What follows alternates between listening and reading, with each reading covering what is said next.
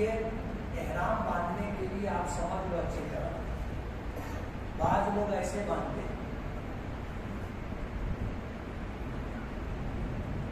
اور ایسے کر کے اس کے اوپر سے پٹا لگا دیتے ہیں، تو اس میں جو ہے بسا اوقات سطر ٹوٹ جانے کا اندیشہ ہوتا ہے، اس لیے آپ ایسے نہ باندھتے ہوئے ایسے ڈبل کریں، ایک حصہ اندر لے لیں، ایک حصہ ایسے اوپر لے لیں، اب جو حصہ اندر ہے اس کی طرف سے آپ اس طرح جو ہے کر لیں، تو اس میں آپ کو چلنے میں بھی تکلیف نہیں ہوگی، پیر پھیلانے میں بھی تکلیف نہیں ہوگی، اتنا بھی آپ پیر پھیلا لیں جسم کو کھلے گا نہیں، سمجھ میں آ رہا ہے؟ یہ دو حصہ ہے، ایک حصہ اندر لے لیں اور دوسرا حصہ اوپر لے لیں، اور جو اندر کا حصہ ہے اس کو اب آپ اوپر لیں گے اس طرح، اور اس طرح لینے کے بعد آپ اس کو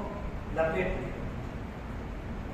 اب یہ لپیٹ لینے کے بعد آپ اگر پیٹ میں نہیں بھی باندھے تو بھی یہ احرام کھلے گا نہیں، اور چلنے پھرنے میں پیر پھیلانے میں بھی کچھ کھلتا نہیں ہے، اوپر والے کو ضرورت نہیں ہے بتانے کی۔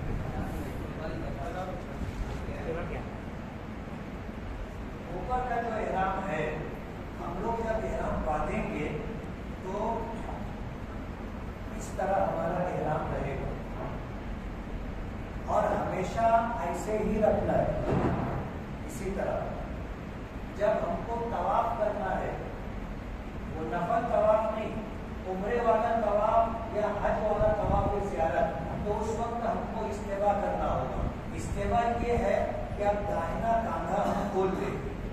چادر جو ہے ایسے بغل میں سے لے کر کے اس کو اپنے جسم پر ڈالیں گے، یہ بایاں کاندھا ڈھکا رہے گا اور دایاں کاندھا کھلا رہے گا، اور یہ صرف طواف میں رہے گا، عمرے کے طواف میں اور حج کے طواف میں۔ صفا مروہ کی صحیح کریں گے تو ایسے نہیں کریں گے،